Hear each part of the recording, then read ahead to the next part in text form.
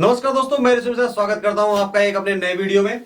तो आपके आपके आईटीआई में एक सब्जेक्ट है, क्या है भाई, वर्कशॉप कैलकुलेशन एंड साइंस। जो भी लोग आईटीआई एनसीवीटी या एससीवीटी के द्वारा करते हैं उनके लिए यह वीडियो बहुत ही इंपॉर्टेंट होने वाली है। तो आज हम बताएंगे आपको वर्कशॉप कैलकुलेशन एंड साइंस से जुड़ा हुआ एक चैप्टर। पूरी प्लेलिस्ट लाऊंगा भाई, पूरी प्लेलिस्ट, कोई दिक्कत नहीं हुई, गारंटी देता हूं। बिल्कुल एकदम एक एक टॉपिक को क्लियर कराऊंगा, बिल्कुल पूरे मैथ्स को भी बताऊंगा इसमें। कई लोग छोड़ देते हैं इस टॉपिक को, सोचते हैं भाई कि इसमें बहुत सारा मैथ है, लेकिन मैं गारंटी लेता हूं भाई कि मैं पूरा वर्कशॉप कैलकुलेशन एंड साइंस के पूरे वीडियो का प्लेलिस्ट आपको दूंगा। तो बिल्कुल स्टार्ट करते हैं बिना किसी देरी के। भाई आज पहला टॉपिक हम स्टार्ट करेंगे, बिल्कुल बल क्या होता है इसके बारे में स्टार्ट करते हैं। एकदम कोई भी समस्या नहीं होगी, बस आप मेरे वीडियो को देखते रहिए। बिल्कुल गारंटी देता हूं भाई, एक एक बात बिल्कुल घोल के पिला दूंगा, कोई भी समस्या नहीं आएगी आपको। बल के बारे में देखते हैं भाई। बल क्या होता है? बल वह धक्का या खिंचाव होता है। बल क्या होता है भाई? वह धक्का या खिंचाव होता है। किसी को धक्का मार दो या किसी का हाथ पकड़ के खींच लो, बल होता है भाई। बल वह धक्का या खिंचाव होता है जो किसी वस्तु की अवस्था में क्या करता है, या तो परिवर्तन कर देगा या तो परिवर्तन करने की चेष्टा रखेगा भाई, उसको बल कहते हैं। क्या कहते हैं भाई? बल वह धक्का होता है। क्या होता है भाई? पुल होता है। बल वह क्या होता है भाई? पुश। बल वह धक्का होता है, पुश होता है, या फिर क्या होता है? बल वह पुल होता है, वह धक्का या खिंचाव होता है जो किसी वस्तु की अवस्था में क्या कर दे भाई? परिवर्तन कर दे। कोई गेंद ले लो, क्या कर दो उसको भाई? दबा दो, उसकी अवस्था में परिवर्तन हो गई, तुमने बल का प्रयोग कर लिया। किसी दीवार को धक्का मार दो, लेकिन दीवार की स्थिति में परिवर्तन नहीं हुआ, लेकिन क्या किया आपने? चेष्टा किया, आपके बल ने प्रयास किया कि भाई हम उसकी अवस्था में परिवर्तन कर दें। वो क्या होगा भाई? बल हो जाएगा। बल के बारे में मैंने आपको बताया। अब आते हैं भाई क्या बल के नियम पे। तो हमारा जो एनएलएम है, एनएलएम न्यूटन ने क्या किया भाई? बल के हमारे 3 नियम दिए। NLM Newton's law of motion. बिल्कुल किसी बात की फिक्र नहीं है, ये नहीं सोचना कि भाई हमें आएगा नहीं, बिल्कुल मैं गारंटी लेता हूं भाई, बिल्कुल आएगा। एकदम बिल्कुल आग लगा दूंगा, बिल्कुल सिखा दूंगा हर एक चीज। एनएलएम के बारे में बात करते हैं भाई। एनएलएम तो जो हमारे एनएलएम का जो पहला रूल है, सबसे पहला रूल, उसको क्या बोलते हैं? बल के गति के पहले रूल के बारे में सबसे पहला नियम होता है भाई, उसको बोलते हैं क्या? जड़त्व का नियम बोलते हैं।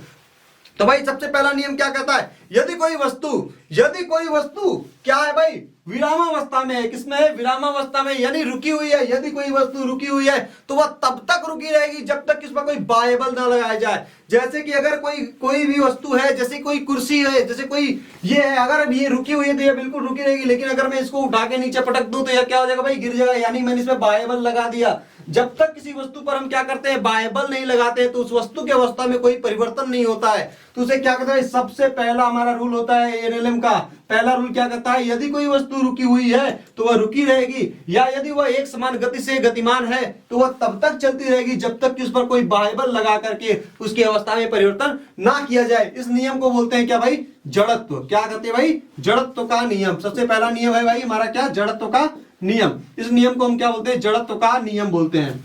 ठीक है भाई। तो अभी जड़त्व का नियम आया तो भाई जड़त्व क्या कहते हैं? जड़त्व के बारे में जान लेते हैं। जड़त्व क्या होता है? जड़त्व किसी भी वस्तु के अंदर विद्यमान उस गुण को कहते हैं। जड़त्व जो है किसी भी वस्तु के अंदर विद्यमान उस गुण को कहते हैं जो उस वस्तु के अंदर किसी भी प्रकार के परिवर्तन का विरोध करता है। क्या करता है भाई? परिवर्तन का विरोध कर देता है। वो किसी भी प्रकार का परिवर्तन जो हो उसको विरोध कर देता है। बिल्कुल चिंता नहीं करना, एकदम एक एक बात याद हो जाएगी, बिल्कुल घोल के पिला दूंगा इसे।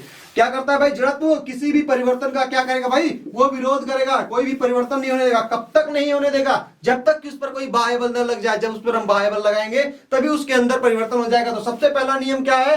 सबसे पहला नियम ने आपको बताया, किसी भी वस्तु, कोई भी वस्तु है, अगर वह गतिमान अवस्था में है या फिर रुकी हुई है तो तब तक उसमें कोई परिवर्तन नहीं होगा जब तक कि उस पर कोई बाह्य बल ना लगा दिया जाए। तो आते हैं भाई हम दूसरे वाले नियम के ऊपर। दूसरा हमारा जो नियम है, दूसरा नियम, उस नियम के बारे में क्या कहा गया भाई? दूसरे नियम के बारे में देखते हैं। दूसरा नियम, जो हमारा दूसरा नियम है उसमें क्या कहा गया है? यदि कोई वस्तु, यदि कोई किसी वस्तु के बल, किसी वस्तु पर यदि बल लगाया जाए, या किसी वस्तु पर लगाया गया बल, किसी वस्तु पर लगाया गया बल, उस वस्तु के द्रव्यमान, देखो भाई यम जो है द्रव्यमान को यम से दिखाते हैं। तो ठीक है, तो किसी वस्तु पर लगाया गया बल, उस वस्तु के द्रव्यमान तथा उसके त्वरण, किसी वस्तु पर लगाया गया बल, उसके द्रव्यमान तथा उसके त्वरण के गुणनफल के अनुक्रमानुपाती होता है। किसी वस्तु पर लगाया गया बल उस वस्तु के द्रव्यमान तथा उसके त्वरण के गुणनफल के अनुक्रमानुपाती होता है। अगर हम ये बात बोल दें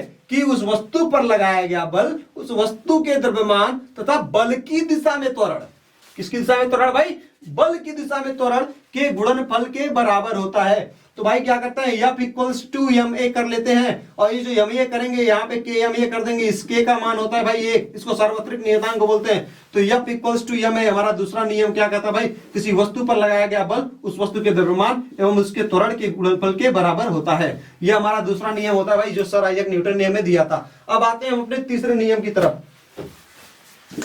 आते हैं अपने तीसरे नियम की तरफ, जो हमारा तीसरा रूल है। तीसरा रूल हमारा क्या है भाई, तीसरा रूल जिसको हमारे न्यूटन सर ने बताया था, तीसरा नियम क्या होता है, किसी भी वस्तु का क्रिया या प्रतिक्रिया का नियम इसे बोलते हैं।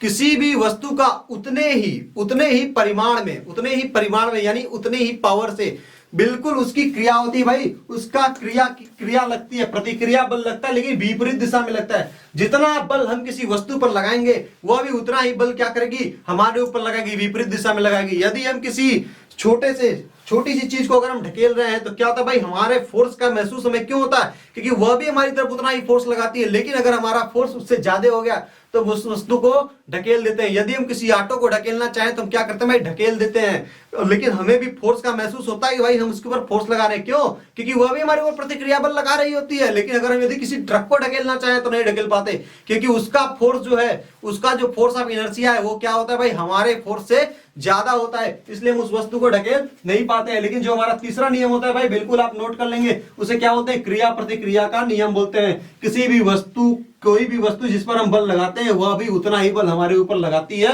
लेकिन विपरीत दिशा में लगाती है। इसे क्रिया प्रतिक्रिया का नियम बोलते हैं। तो हमारे न्यूटन के 3 नियम थे। सबसे पहला नियम को बोलते हैं क्या, जड़त्व के नियम। दूसरे नियम को बोलते हैं क्या, F equals to M A. किसी वस्तु पर लगाया गया बल उस वस्तु के द्रव्यमान तथा उस वस्तु के बल की दिशा में त्वरण के गुणनफल के बराबर होता है। दूसरा मैंने बता दिया। तीसरा नियम जो हमारा होता है वो होता है क्रिया या प्रतिक्रिया का नियम। तो चलिए आज की वीडियो बस यहीं तक रखते हैं, मिलते हैं आपसे नेक्स्ट वीडियो में। तब तक के लिए जय हिंद, धन्यवाद। और इस चैनल को पे बने रहने के लिए भाई इस चैनल को सब्सक्राइब करें। यदि वीडियो अच्छा लगता है तो अपने दोस्तों के साथ शेयर करें। यदि कोई समस्या होती है तो अपने सुझाव या समस्या को व्यक्त करने के लिए कमेंट करें। धन्यवाद।